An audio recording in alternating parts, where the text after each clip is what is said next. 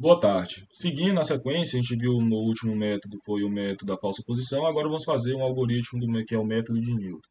Vamos fazer também de forma bastante simplificada, bastante ágil, para poupar tempo, já que já foi produzido esse algoritmo já em sala. Vamos aqui ligeiramente entrar na guia editor aqui, entrar no falsa par para adaptá-lo, vamos salvar como novo algoritmo. Vamos fazer da mesma forma que o anterior, criar dois algoritmos, um parcial e um completo, né? Então, esse Newton par aqui, vamos mudar essa função, ele vai calcular a aproximação pelo método de Newton, né? Para isso, a gente pode, primeiro, né? Primeira coisa que a gente vai precisar aqui, dado o intervalo AB que contém uma única raiz, é selecionar uma raiz aqui nesse intervalo. Para fazer isso, no caso, vou escolher fazer de modo aleatório. Para criar um valor aleatório no intervalo AB, a gente pode usar esse comando range. Então a gente vai fazer range vezes o valor do comprimento do intervalo. O range me retorna um valor entre 0 e 1 aleatório. Vamos colocá-lo aqui de randômico, né? Aqui, 0,335. Se eu vai repetir de novo, 0,86. Né? E assim sucessivamente. Como eu quero,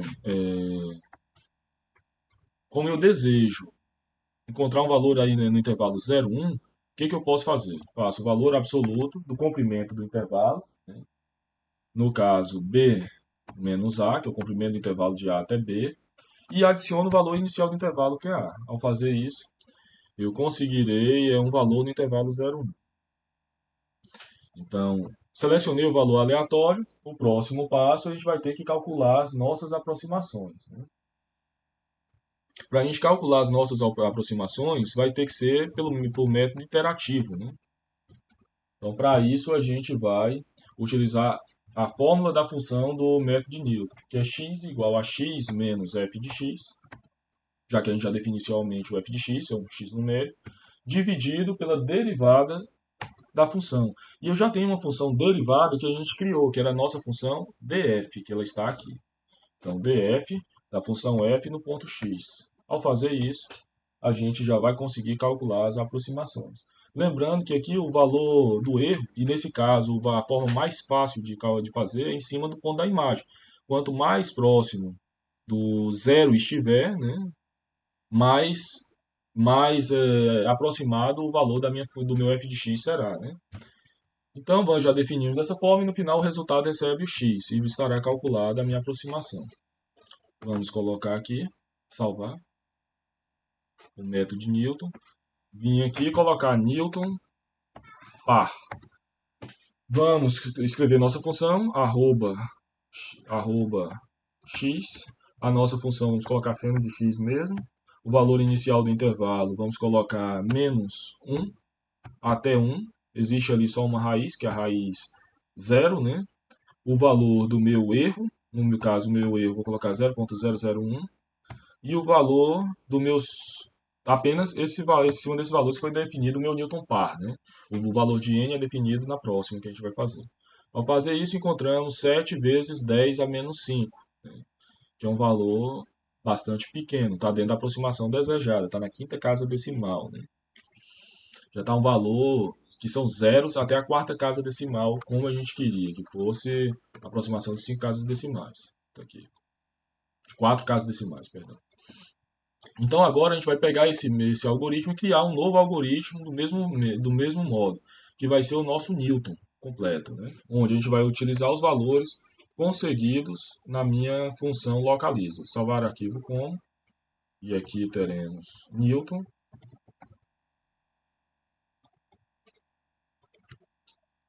E aqui vamos utilizar o mesmo método. Observe que para localizar os valores não vai mudar, para os valores de t não vai mudar, os valores do resultado também não.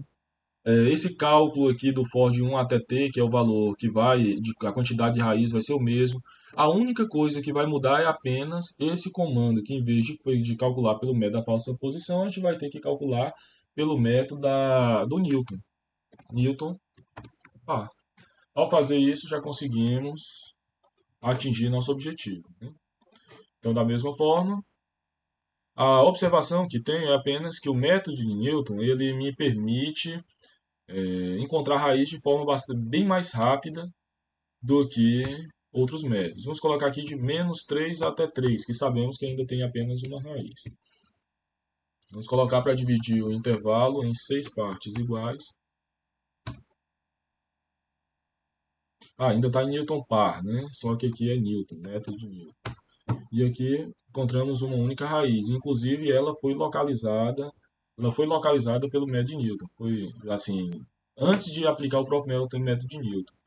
Zero é raiz. Saiu o intervalo, zero, 3 ponto... E encontrou, na verdade, até duas raízes, né?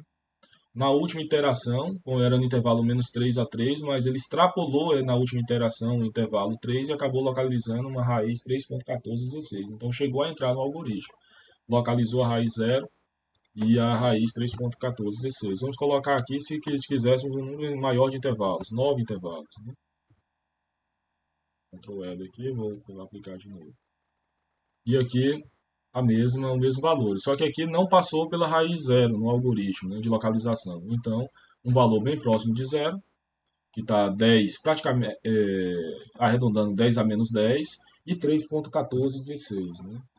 Lembrando que, vamos colocar aqui ans, linha 1, coluna 2, menos π, encontramos um valor de aproximação de 10 a menos 5, né, basicamente. Né?